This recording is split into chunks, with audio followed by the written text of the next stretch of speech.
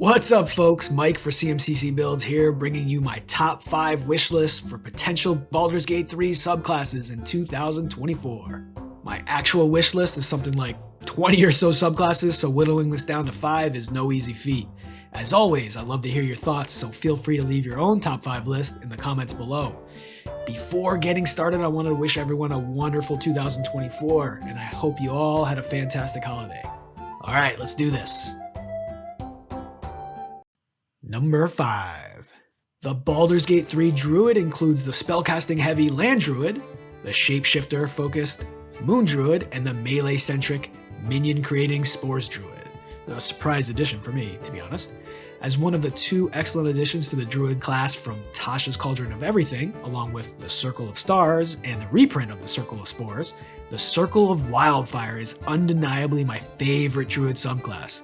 It may be weaker and even less popular than Circle of Stars, but for my personal taste, Wildfire is more interesting thematically and in the gameplay options it provides. First, the additional Wildfire spells are already included in BG3, except for Aura of Life, which can be easily swapped out for another spell. The fire-based spells provide some nice AoE damage options that standard druids don't get. The big draw of this subclass, however, is the Wildfire Spirit.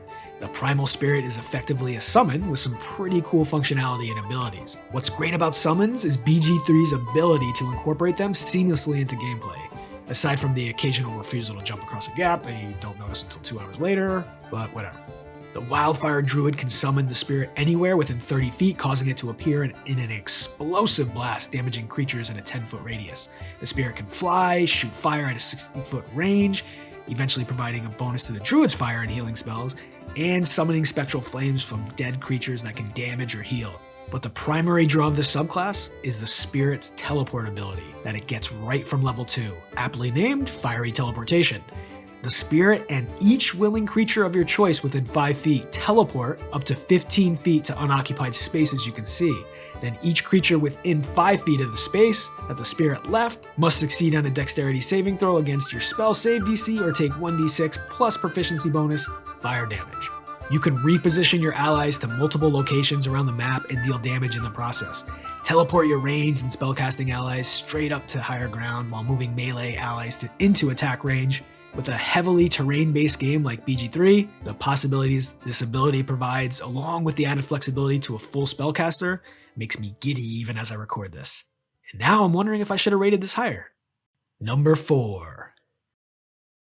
I have to be honest here, friends. I don't love the subclass options in Baldur's Gate 3 for the Sorcerer class. Draconic Bloodline is fine. I do enjoy it better than the 5e's version because of the spell additions, primarily the White Dragon. I strongly dislike Wild Magic. Randomness is not something I enjoy from my class features. And although Storm is admittedly quite a bit more powerful in Baldur's Gate than 5e due to the effectiveness of Water and Lightning, it's just not one of my favorite Sorcerer subclasses. If I went purely by favorite, I would have slotted Clockwork Soul or Aberrant Mind Sorcerers in this slot, both extremely powerful and thematically interesting. They are simply too powerful for me to want to include in the game without some serious changes to their design. Because of that, another favorite of mine that seems more in line with the current 3 subclasses in terms of power level is the Divine Soul. Abilities favored by the gods, which gives another 2d4 on missed attacks or saving throws every short rest, or Empowered Healing, which allows you to reroll dice when you or allies heal for a single sorcery point, are great to solid options that can easily be added to the game. But the primary draw here is the ability to use cleric spells with the Sorcerer chassis, including using Charisma as your spellcasting ability. This opens the possibility to classic multi-class builds like the Spirit Guardian's Melee Sorkadin, or the Support Sorcerer that buffs and heals allies, taking advantage of twin buffs and quicken spells. Once again, since the additional spells given to the subclass are already in the game and the features are relatively minor, adding this subclass should be relatively seamless to incorporate.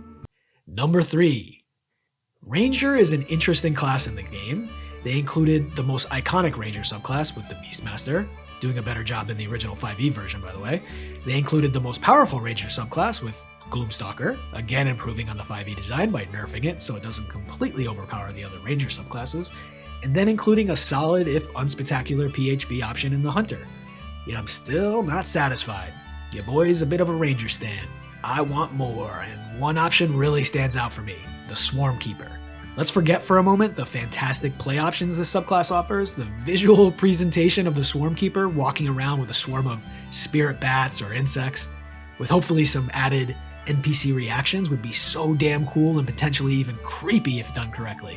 The Gathered Swarm feature at level 3, which allows you to deal some extra damage, or force up to 15 feet of movement, or even move yourself 5 feet in any direction, again presents strong combat options and flexibility. The level 7 Writhing Tide feature would likely have to change since it's not particularly strong in 5e and would be even worse in BG3, where 10 feet of flight without hover is terrible for a level 7 ability. But being able to move enemies around the battlefield, eventually being able to knock them prone or tack on up to a D8 and extra damage when needed, or even move yourself out of melee with a bonus to AC and dex saves, all as resource-free add-ons to your attacks, is more than enough for me to want to give this a try in-game. The visuals and potential humor is just icing on the cake for me. Number 2. This one is a long shot. The fighter subclass options include 2 very strong martial archetypes. The Eldritch Knight and the Battlemaster are both quality choices. I can't complain there. Champion is champion, the less said the better. One of the main knocks of fighters is that they're bland or boring.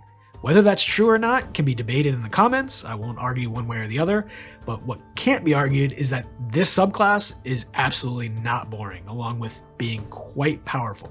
Very likely the most powerful fighter subclass in 5e. That's the Echo Knight.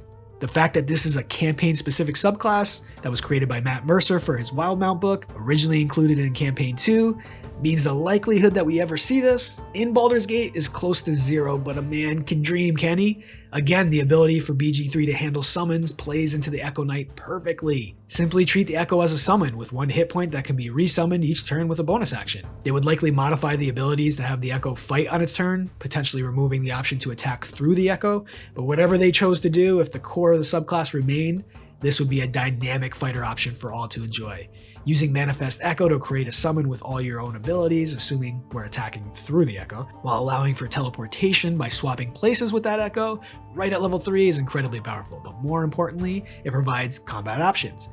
I'm assuming Unleash Incarnation would simply be removed in favor of a standard attack from the Echo each turn, which would probably end up being stronger, which is kind of crazy to think about. The level 7 Echo Avatar feature is broken, so that would have to be modified, but the level 10 Shadow Martyr would fit in perfectly, as features like Warding Flare have no issues at all. When an ally gets attacked, you would have the option to teleport your Echo into harm's way instead and eat the attack. With the Echo's AC going from 16 to 19, they'll even survive a decent amount of those attacks. And even if they don't, just summon another. And as I'm making this video, I'm realizing that Matt Mercer is in the damn game, so please make this happen. Come on, people, you got this. Think of all the critters. Okay, before we get into the number 1 subclass, I wanted to give you a bonus, except this isn't a bonus subclass. This is a bonus class to be added. And that, of course, is the Artificer. Yes, it was originally campaign specific for Eberron, but Tasha's changed that. And if I'm asking for the Echo Knight, which I certainly am, you can bet your ass I'm going to ask for the Artificer.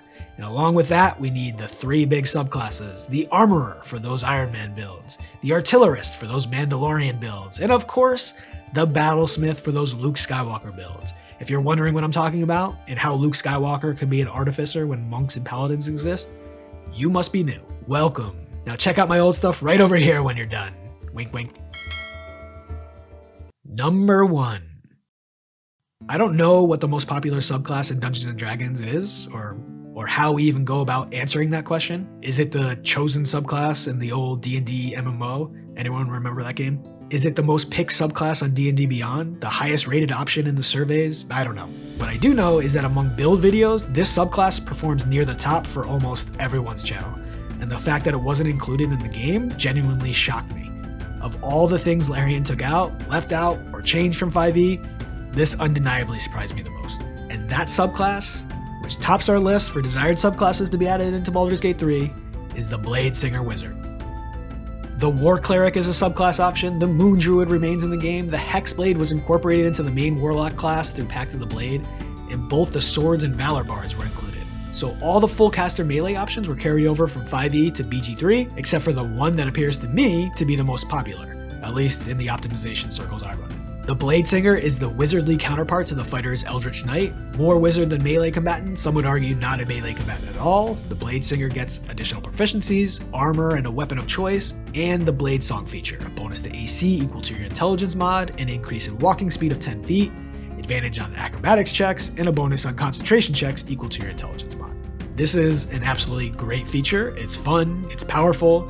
It may provide absolutely zero offensive boost, but it does make it more viable to move into melee if so desired.